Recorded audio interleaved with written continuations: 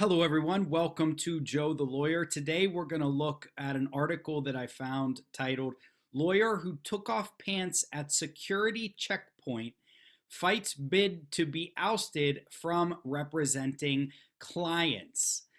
Thank you, everybody, for joining me. I'm Joe Pometto, a local Pittsburgh attorney. On this show, Joe the Lawyer, we cover legal news, legal topics, and do legal analysis. If there's something you would like me to talk about, go ahead, leave it in the comments, or send me an email. If you like my content, please like, subscribe, comment, and share. I'm trying to get to 1,000 subscribers, so go ahead. If you watch this show and you're not subscribed, please subscribe for me. Also, if you sign up for my email list, you'll get a free PDF on what to do when encountering the police. Okay, so let's take a look at this article.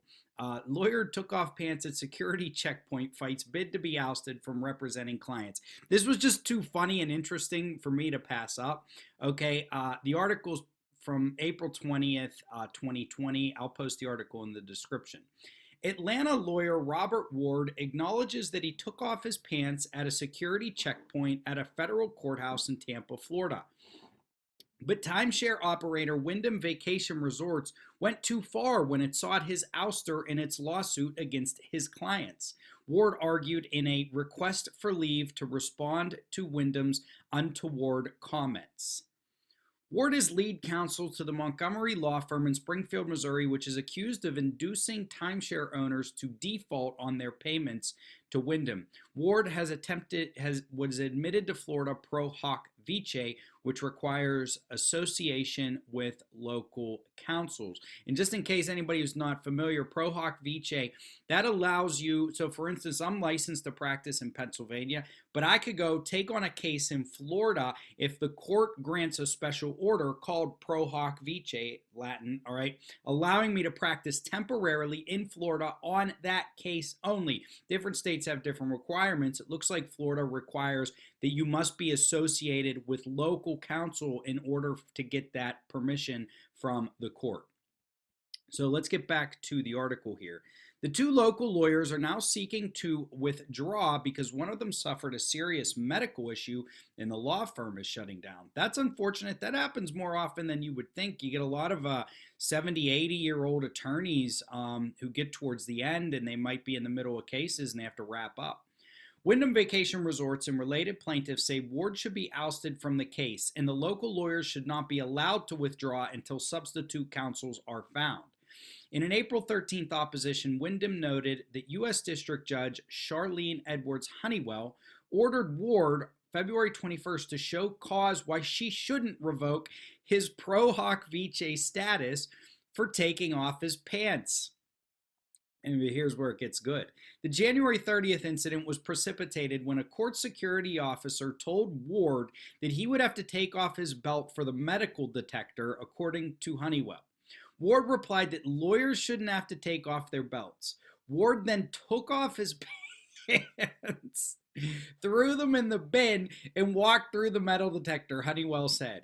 That wasn't Wyndham's only objection to Ward's continued representation of the lawsuit defendants. The lawyer has drafted oftentimes incoherent, nonsensical written submissions to this court and spearheaded discovery misconduct that led to sanctions, Wyndham alleged. Ward's April 15th response said he was given permission to remove his pants after court security officers refused to conduct a standard pat-down. Counsel has thus apologized for any inconvenience that this regrettable event may have caused. Ward wrote, "No one was prejudiced thereby." That's true. Nobody's prejudiced by that. Ward also defended his discovery conduct, saying he designated one video deposition as confidential under protective order because he wanted to protect Wyndham from posting video clips on the internet. He also acknowledged he was forced to withdraw from representing a second client who refused to provide discovery. But transparently, this was not a sanction against counsel who had thereby only sought to uphold the high ethical standards of the court. Sure. Wyndham over-argues its case with an inappropriate viciousness that is seldom seen in federal courts, Ward wrote.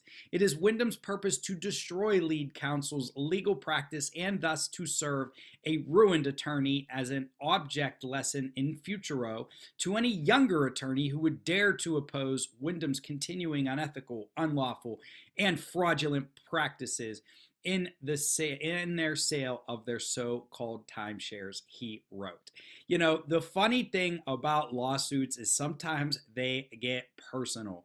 And I think sometimes people put things in writing and they don't understand fully how it's going to be received by the person who's going to read it. So I would just say anytime you write something, when you're done, you should read it and imagine that you're the target of it while you're reading it and try to process how you would feel if some of those things were said. So the funny thing about this attorney taking his pants off, I go through medical detectors all the time and listen, metal detectors all the time. And you know, you got a whole suit on, you're oftentimes, your phone's ringing, you're carrying all kinds of stuff and papers into the courthouse.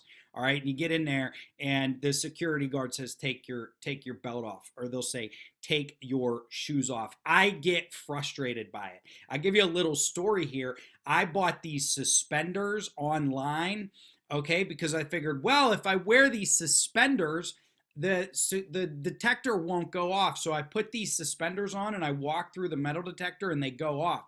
The little clips, okay, were metal. I thought they were plastic, all right, but they were metal. So I go back through and the security guard says, you got to take those suspenders off.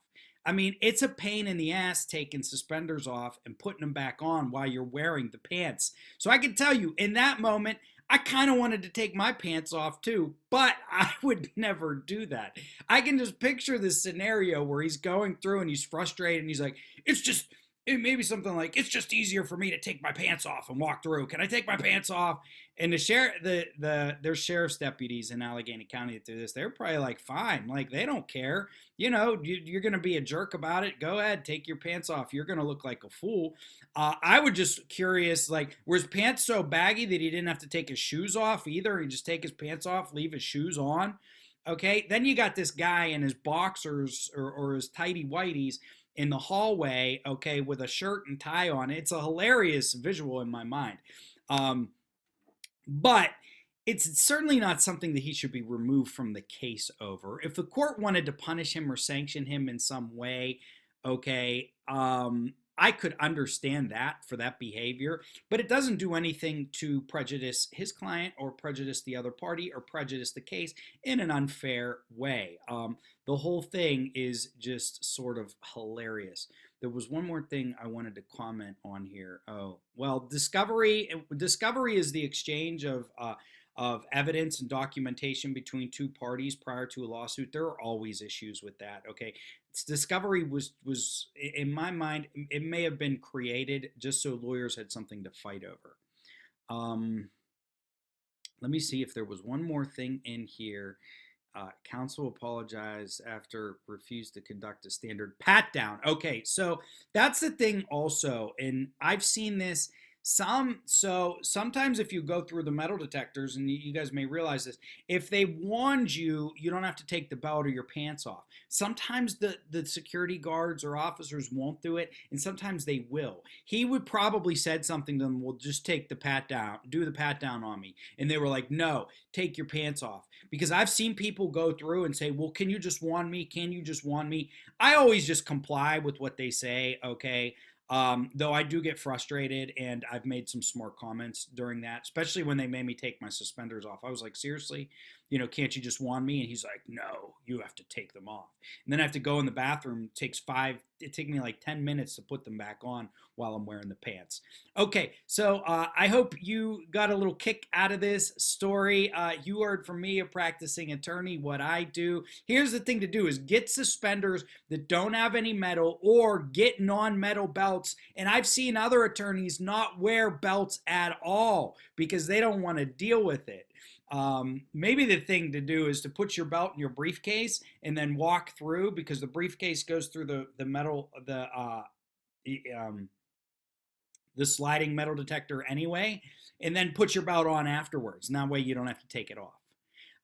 Just hilarious, and I sort of feel this guy's pain to a certain degree. Thank you for tuning in. This is Joe the lawyer, Pittsburgh attorney. If you like my content, please like, subscribe, comment, and share. Really looking to get subscriptions here. Also, the best way to support the show for free, and this show will always remain free, is to share these videos with someone you think may like them. So go ahead, give me a share. Thank you very much. Bye.